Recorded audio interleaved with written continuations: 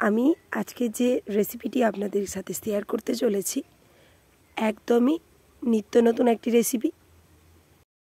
এই রেসিপিটি আপনারা ভাত, রুটি অথবা পরোটা যে কোনো কিছুর সাথেই পরিবেশন করতে পারেন।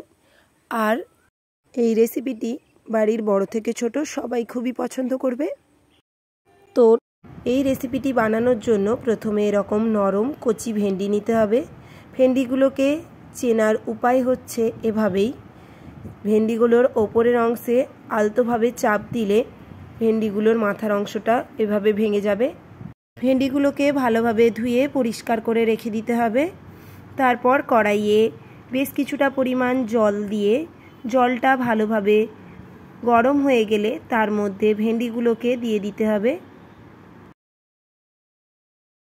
ভেন্ডিগুলো আমি এখানে হালকা সেদ্ধ করে নিচ্ছি, শুধুমাত্র ভেন্ডিগুলো রান্না করার পরে যাতে এর কালারটা ফেড বা নষ্ট না হয়ে যায়।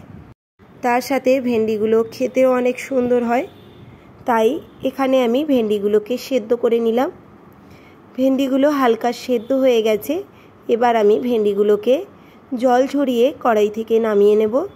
এই সময়ে এখানে মশলা বা লবণ কোনো কিছুর ব্যবহার করতে হবে না, এভাবে শুধু আপনারা সেদ্ধ করে নেবেন ভেন্ডিগুলোকে। এবার ভেন্ডিগুলোকে মাথার এবং পেছনের অংশটা সুন্দরভাবে কেটে দেব। ঠিক এইভাবে আপনারাও এভাবে ভেন্ডিগুলোকে কেটে নেবেন। আর রেসিপিটি অবশ্যই বাড়িতে বানাবেন, আর কেমন হয়েছে সেটাও আমাকে কমেন্ট বক্সে জানাবেন। এটা খেতেও দুর্দান্ত হয়। আমি চ্যালেঞ্জ দিয়ে বলতে পারি, এটা একবার বানালে অন্য কোনো সবজি খাওয়ার ইচ্ছেই হবে না, শুধু এটারই বানানোর আবদার থাকবে আপনার বাড়ির সবার কাছ থেকে। দেখতেই পাচ্ছেন বন্ধুরা, আমার ভেন্ডিগুলো কাটা হয়ে গেছে। এবার আমি এর মধ্যে দিয়ে দিচ্ছি পরিমাণ মতো লবণ, হলুদের গুঁড়ো, তারপর দিয়ে দিচ্ছি লঙ্কার গুঁড়ো। এখানে আমি হলুদ এবং লঙ্কার গুঁড়োটা এক চামচ করে ব্যবহার করেছি। তারপর দিয়ে দিলাম জিরের গুঁড়ো 1 চামচ, তারপর দিয়ে দিলাম হাফ চামচ পরিমাণ ধনিয়া গুঁড়ো, তারপর দিয়ে দিচ্ছি সরিষার তেল। এখানে আমি প্রায় 3 থেকে 4 চামচ পরিমাণ সরিষার তেল ব্যবহার করেছি। তারপর আমি এখানে দিয়ে দিচ্ছি বেসন 2 চামচ। এবার ভালোভাবে সমস্ত কিছু উপকরণ একসাথে মিশিয়ে নেব, যাতে ভেন্ডির মধ্যে সমস্ত মশলাগুলো ভালোভাবে মাখানো হয়ে যায়। ঠিক সেইভাবে দেখতেই পাচ্ছেন বন্ধুরা, আমি সমস্ত মশলাগুলোর সাথে ভেন্ডিটাকে মেখে নিচ্ছি। এভাবে হালকা হাতে সুন্দরভাবে ভেন্ডিটাকে মেখে নিতে হবে। আমার ভেন্ডিটা মাখানো হয়ে গেছে। এবার এটাকে কিছুক্ষণের জন্য এভাবে রেখে দেব। এবার একটা দইয়ের মিশ্রণ তৈরি করে নেব। তার জন্য আমি প্রথমে টক দইটাকে ভালোভাবে জল ঝরিয়ে নিয়েছি। এরপর আমি দিয়ে দিচ্ছি হলুদের গুঁড়ো 1/2 চামচ, লঙ্কার গুঁড়ো 1/2 চামচ, ধনিয়া গুঁড়ো 1/2 চামচ এবং জিরের গুঁড়ো দিচ্ছি 1/2 চামচ। এবার সমস্ত কিছু উপকরণ ভালোভাবে মিশিয়ে নিচ্ছি। এখানে আমি কেনা টক দই ব্যবহার করেছি। আপনারা বাড়িতে পাতা টক দই থাকলে সেই বাড়ির পাতা টক দইও ব্যবহার করতে পারেন। দেখতেই পাচ্ছেন বন্ধুরা, আমার সমস্ত মশলাগুলো ভালোভাবে দইয়ের সাথে মেশানো হয়ে গেছে। এবার এটাকে এভাবে কিছুক্ষণের জন্য রেখে দিচ্ছি।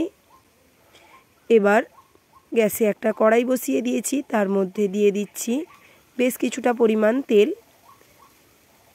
তেলটা ভালোভাবে গরম হয়ে গেলে আমি আগে থেকে যে ভেন্ডিগুলোর মধ্যে মশলা মাখিয়ে রেখেছিলাম, সেই মশলা মাখানো ভেন্ডিগুলোকে কড়াইয়ের মধ্যে দিয়ে দিলাম।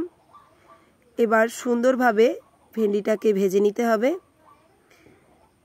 ঠিক এইভাবেই আপনারাও একইভাবে ভেন্ডিগুলোকে ভেজে নেবেন।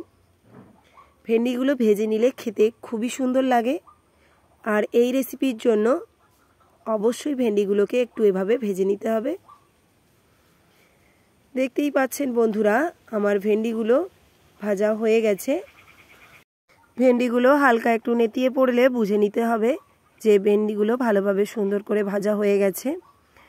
সেই পর্যায়ে ভেন্ডিগুলোকে সুন্দরভাবে তেল ঝরিয়ে তুলে নিতে হবে কড়াই থেকে।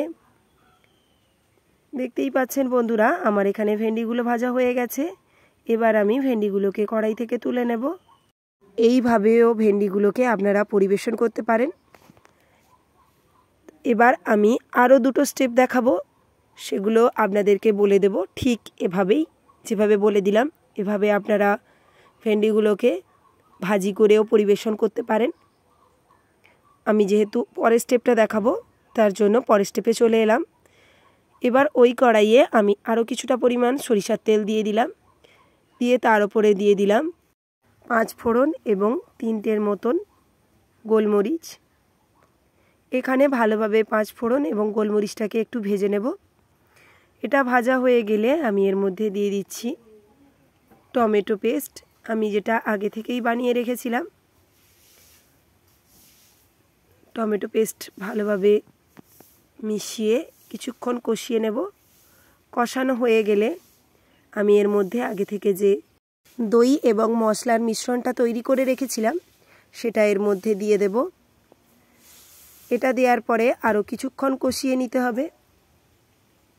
ঠিক এভাবে কষাতে কষাতে যখন মশলা থেকে বেশ সুন্দরভাবে তেলটা ছেড়ে আসবে তখন বুঝে নিতে হবে যে মশলাটা খুব সুন্দরভাবে কষানো হয়েছে।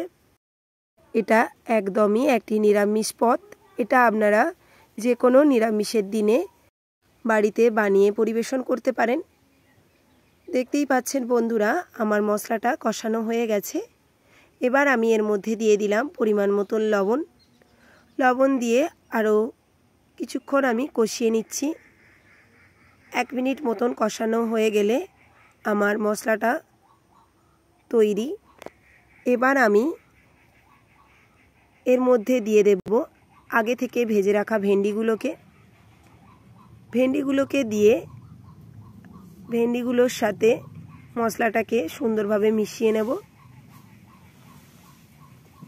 এভাবে সমস্ত কিছু উপকরণ একসাথে মেশানো হয়ে গেলে ভেন্ডিটাকে কিছুক্ষণ মশলার সাথে এভাবে কষিয়ে নিতে হবে।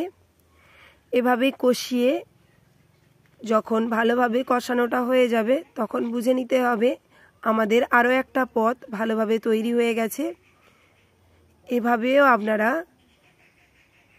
মশলা ভেন্ডি পরিবেশন করতে পারেন। না হলে আপনারা চাইলে যদি গ্রেভির আইটেম পছন্দ করেন তাহলে এর মধ্যে কিছুটা পরিমাণ জল অ্যাড করতে পারেন। যেমন এখানে আমি মশলা ধোয়া বাটির জলটা দিয়ে দিয়েছি।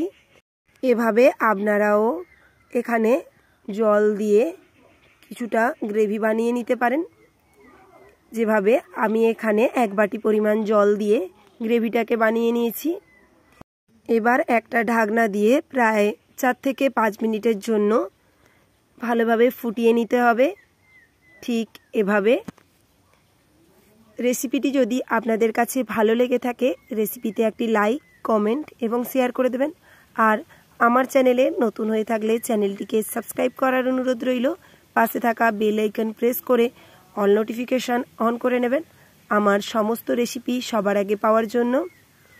দেখতেই পাচ্ছেন বন্ধুরা, আমার দই ভেন্ডি একদমই সুন্দরভাবে তৈরি হয়ে গেছে। এরকম আরও অনেক নিত্য নতুন ঘরোয়া গ্রামীণ পদ্ধতিতে রান্নাবান্না দেখতে হলে অবশ্যই চোখ রাখতে হবে আমার এই ছোট্ট চ্যানেলটিতে।